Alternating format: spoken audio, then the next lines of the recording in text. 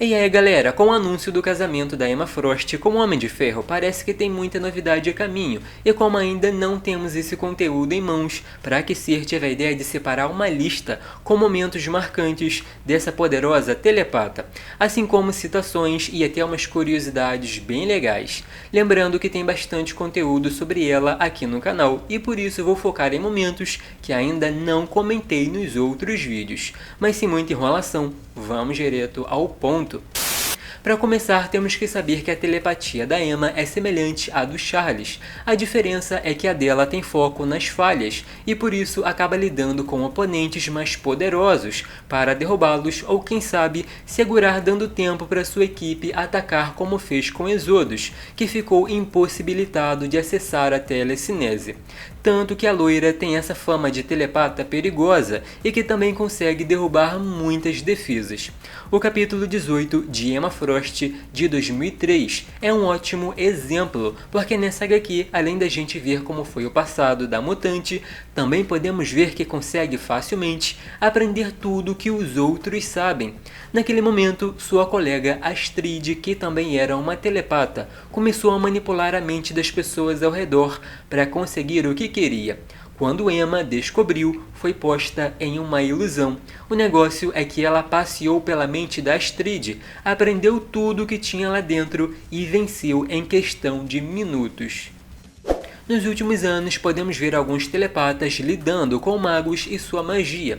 A Emma até comentou que pode lidar com isso pelo fato dela poder manipular a mente da pessoa. Mas não é uma coisa nova, porque no capítulo 15 dos Novos Mutantes de 1983, a magia, que ainda era bem nova e já entendia bastante de feitiços, levantou bem cedo de propósito para ninguém atrapalhar. Isso porque ficou preocupada com Cifra e a Lince Negra, que não mandaram notícias.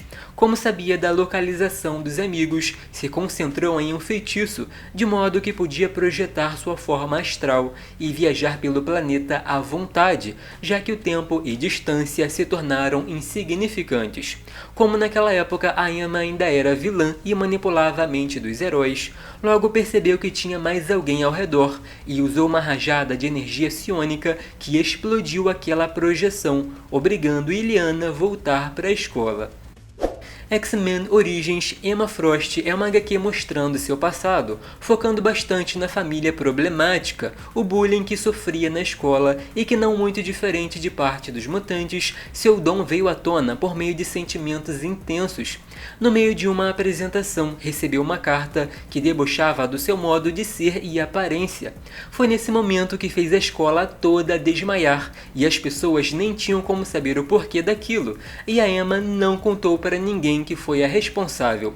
Tanto que foi a partir daí que suas notas aumentaram muito, basicamente pelo fato dela saber o que se passava na mente dos alunos e professores. Inclusive, nesse quadrinho também podemos ver o Charles indo até a casa dela para falar com os pais sobre a possibilidade dela se tornar sua aluna, o que acabou não acontecendo, mas responde aquela dúvida sobre ela ter ou não a mesma idade do professor.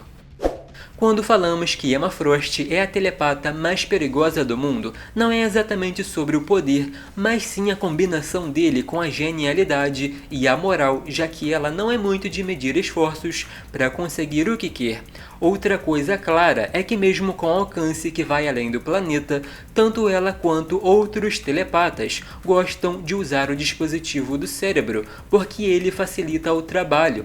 O detalhe é que no quarto capítulo dos Vingadores vs X-Men, essa mulher simplesmente controlou a mente do Groxo para ele se aproximar do dispositivo e usar o cérebro como se fosse uma marionete.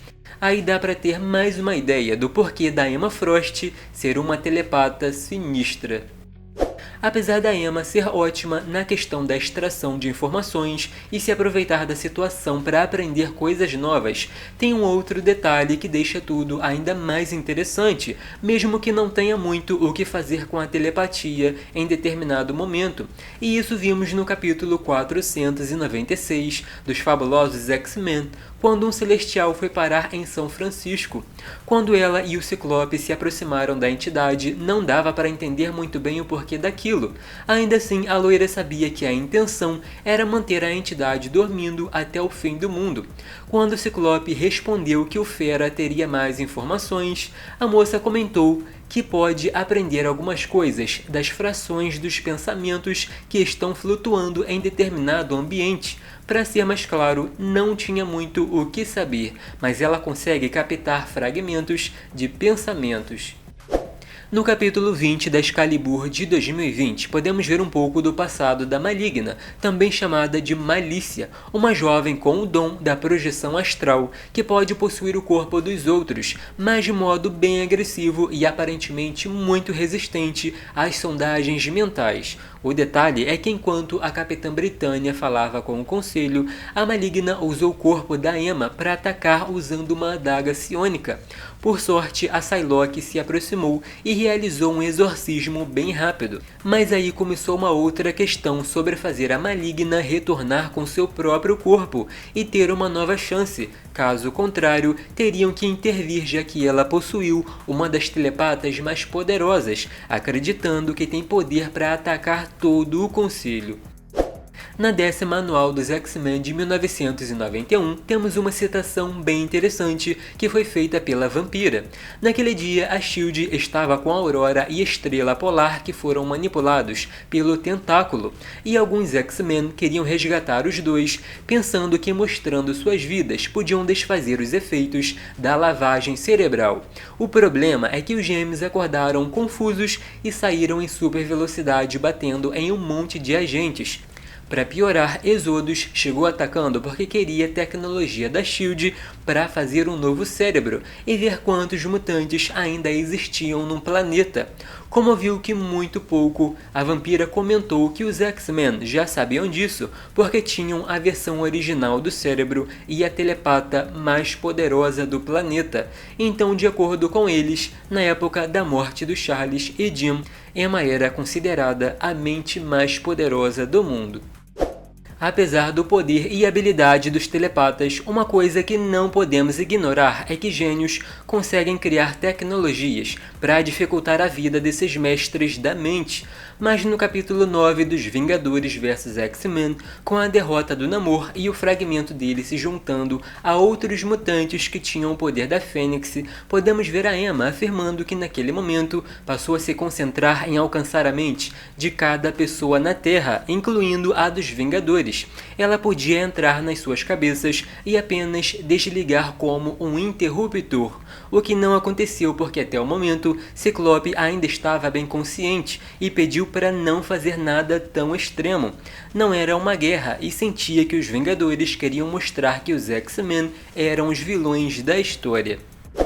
E para terminar, quando falamos das Cuckoos, pensamos logo na ligação das gêmeas, que ficam muito mais poderosas quando estão unidas e que até podem cobrir uma grande área. Se estiverem conectadas com a Emma, essa colmeia fica ainda mais potente e geralmente a Rainha Branca se torna a mente dominante. Porém, da mesma forma que soma para deixar a conexão muito mais formidável, ela também é capaz de quebrar completamente, de modo que as gêmeas não conseguem se conectar. Foi exatamente o que vimos na canção de Guerra da Fênix.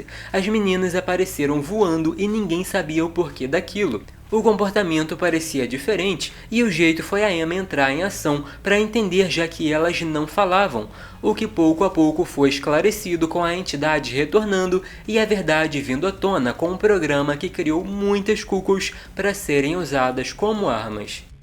Mas e aí, gostaram desses feitos e momentos da Rainha Branca? Não esqueçam do like e de se inscrever no canal para não perder os próximos. Lembrando que vou deixar 2 vídeos aqui nas sugestões, então podem dar uma olhada que estão bem legais. Até o próximo!